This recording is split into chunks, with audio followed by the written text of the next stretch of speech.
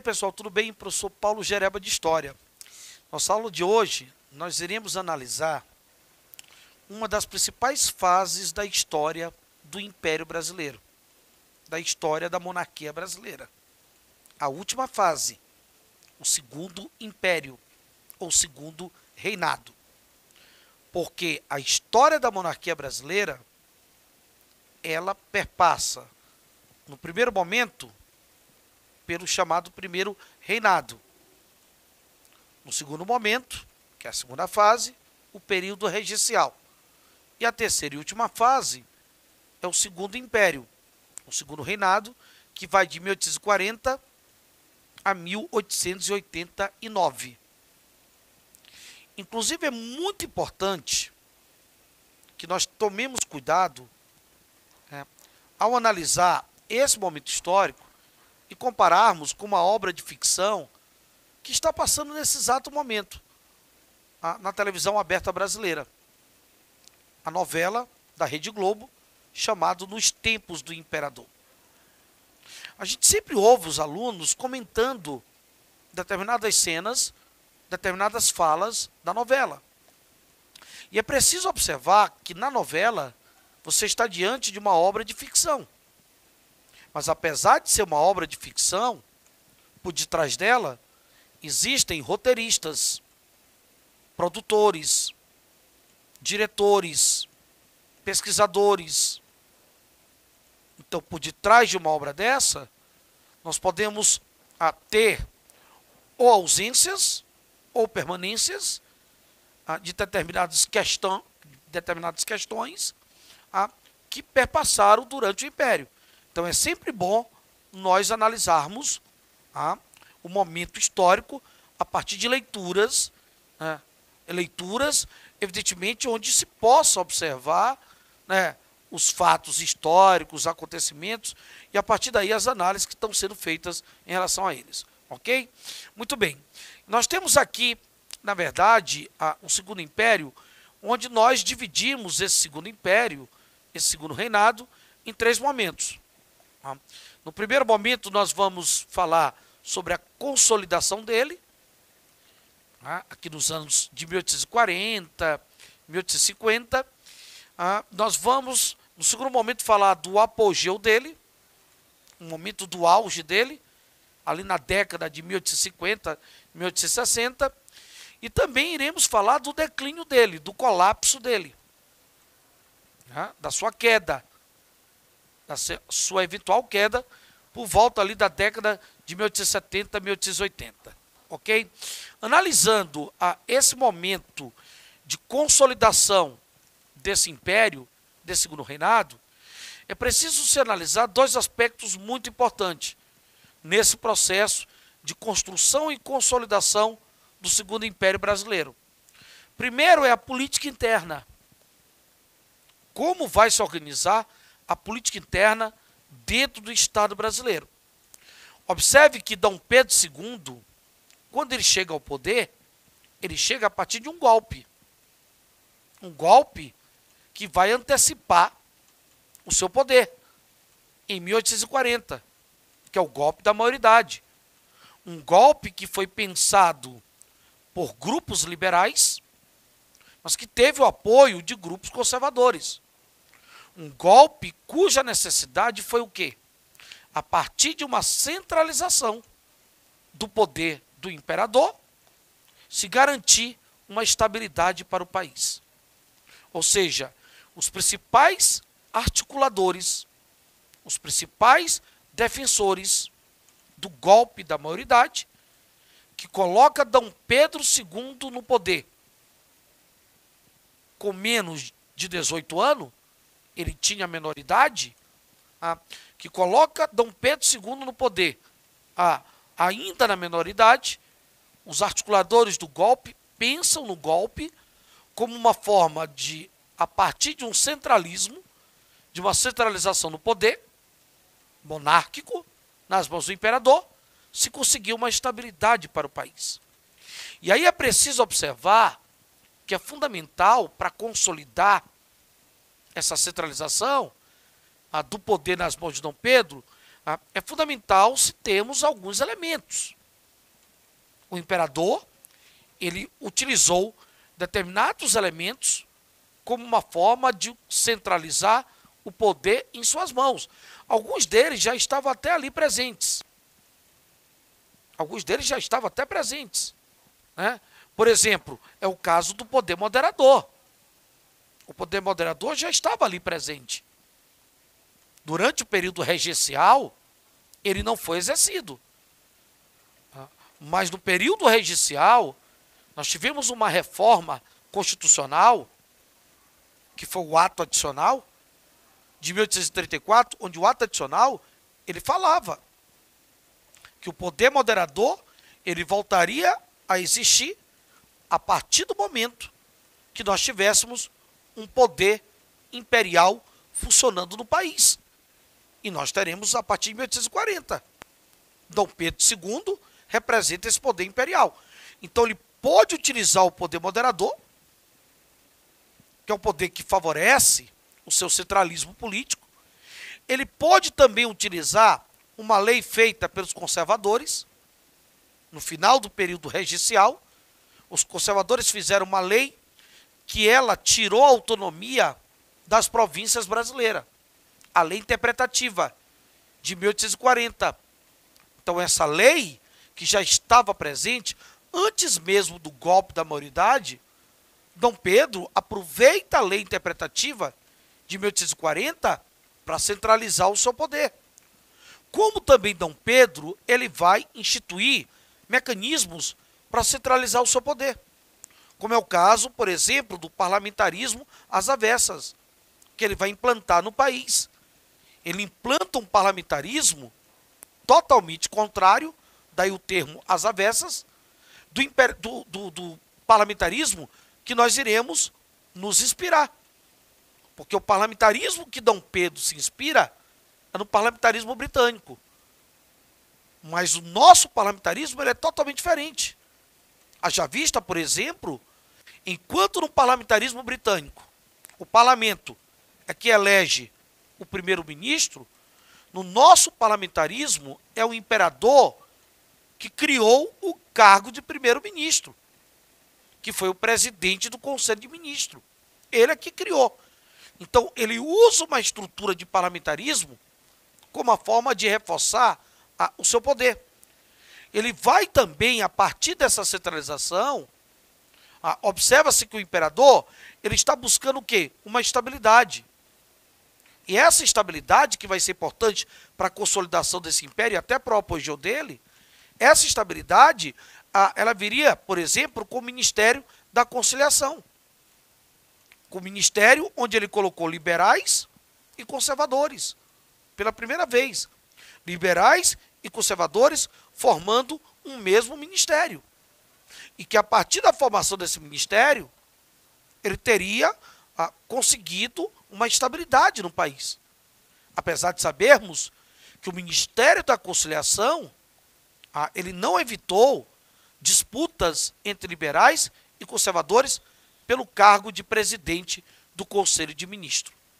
Um outro acontecimento que vai mostrar o imperador Dom Pedro conseguindo, a partir da centralização do poder, uma estabilidade no país e que teria favorecido dessa forma para consolidar o império e até mesmo para o seu apogeu mais tarde, foi o fato dele ter conseguido pacificar as duas principais revoltas que ocorreram no comecinho ali do Segundo Reinado.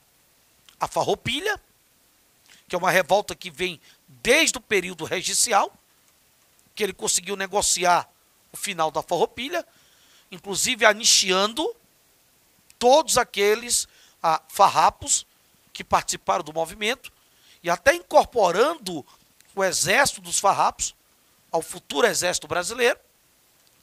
E o movimento da Praieira.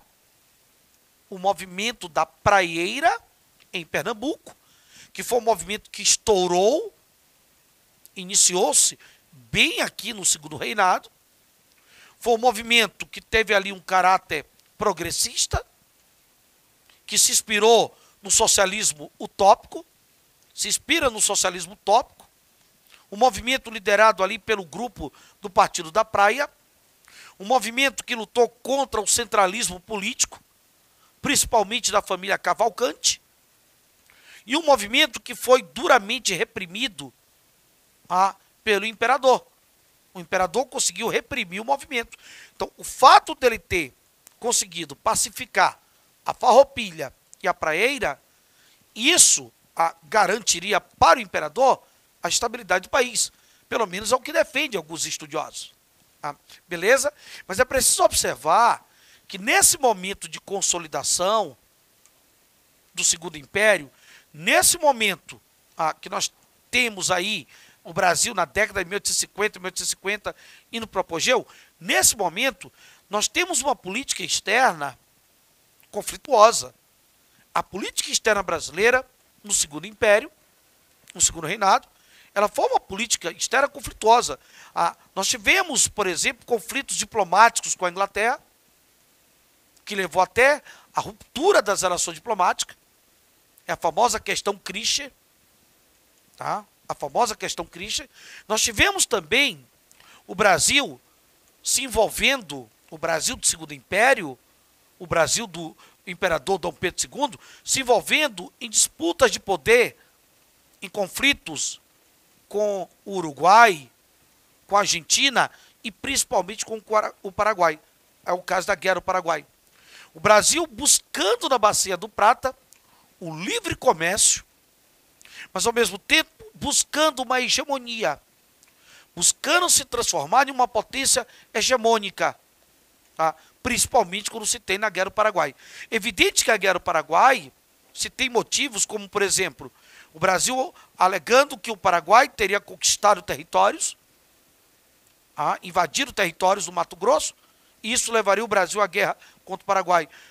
O Paraguai tem a presença de um presidente tirano, a presença de uma tirania, isso levaria também o Brasil à guerra do Paraguai. Mas a questão, uma das questões centrais da entrada do Brasil nessa guerra, juntamente com a Argentina e o Uruguai, onde eles vão formar a Tríplice Aliança, inclusive financiada pela Inglaterra, é o fato do Brasil estar buscando uma hegemonia na América do Sul. Então, a Guerra do Paraguai, que na verdade vai acabar destruindo com o Paraguai, principalmente com a população jovem, adulta, masculina paraguai, além da destruição econômica do Paraguai, a guerra que vai trazer consequências negativas para a monarquia brasileira, como, por exemplo, o aumento da dívida externa com a Inglaterra e até mesmo a famosa questão militar.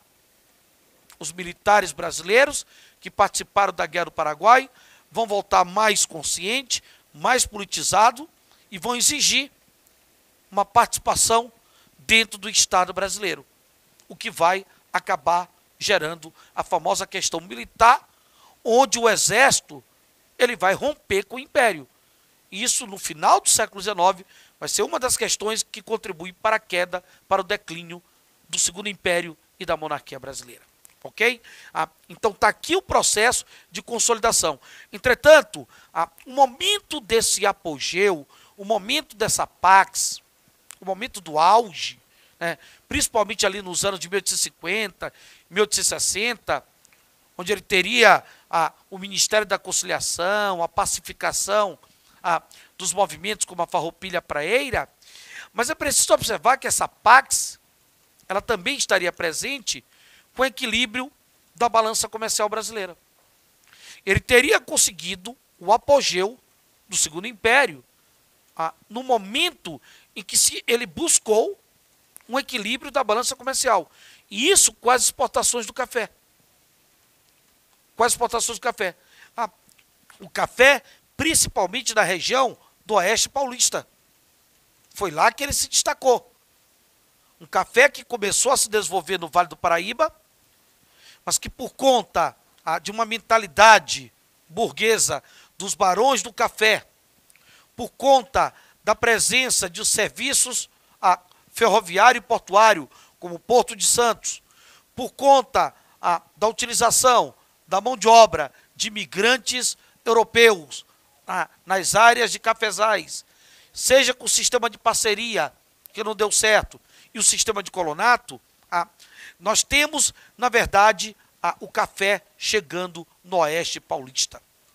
E o café do Oeste Paulista é esse café que tivemos um alcance significativo nas nossas exportações.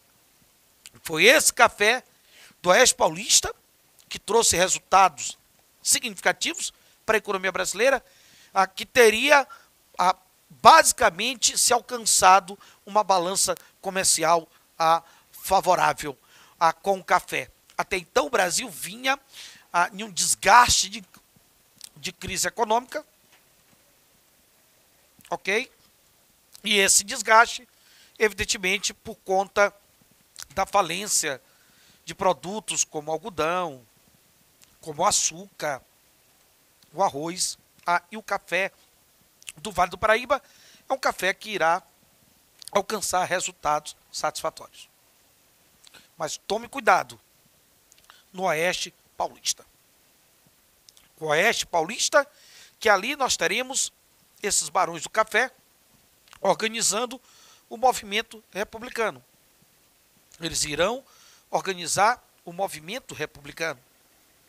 Um movimento que vai ser muito importante para também contribuir para o declínio desse segundo reinado no final do século XIX. Observe que os barões do café, eles vão ser um dos principais articuladores do golpe da Proclamação da República. O golpe da Proclamação da República que vai ocorrer no 15 de novembro de 1889.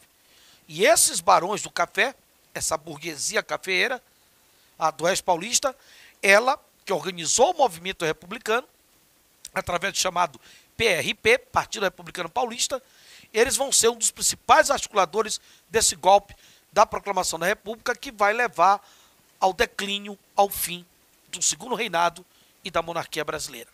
É preciso observar que o Brasil não só viveu do café. Nós tivemos também, por exemplo, uma experiência industrial, principalmente das chamadas indústrias de bem de serviço. Nós vamos ter uma experiência industrial de indústria de bem de serviço.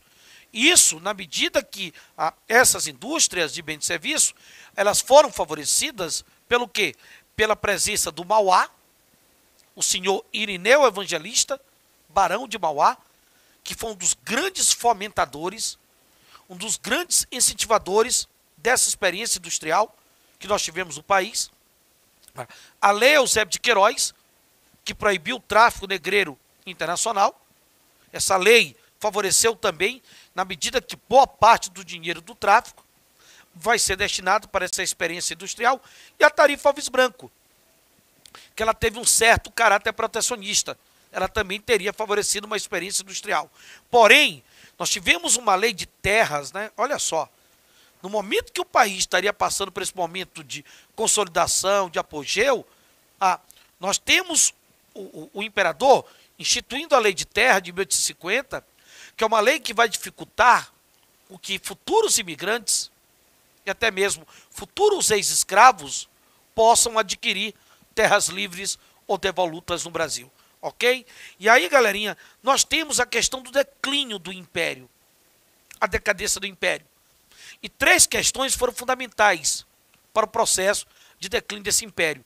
A questão abolicionista, que trata da abolição da escravidão no Brasil. Essa abolição, que ela foi lenta, ela foi gradual, porque vem se discutindo a abolição no Brasil desde quando? Desde Palmares. Um processo que foi gradual, na medida que nós temos várias leis, o quê? Abolicionista. Antes de chegarmos à Lei Áurea, a Lei Eusébio de Queiroz, a Lei do Ventre Livre, a Lei do Sexagenário. E um movimento e um processo que acabou sendo decisivo, não só fatores externos, mas fatores internos, como o movimento abolicionista. Um movimento que envolveu diversos setores da sociedade, principalmente os negros, sejam eles cativos ou libertos, através de lutas pacíficas e violentas. A questão abolicionista derrubou um dos pilares da monarquia, que foi a escravidão. Tivemos a questão militar, que é a ruptura do exército com o Estado imperial, e a questão religiosa, que foi a crise entre o Estado e a Igreja. 3 questões que foram decisivas para a queda do Império Brasileiro. Ok, galerinha? Um grande abraço e até o nosso próximo encontro.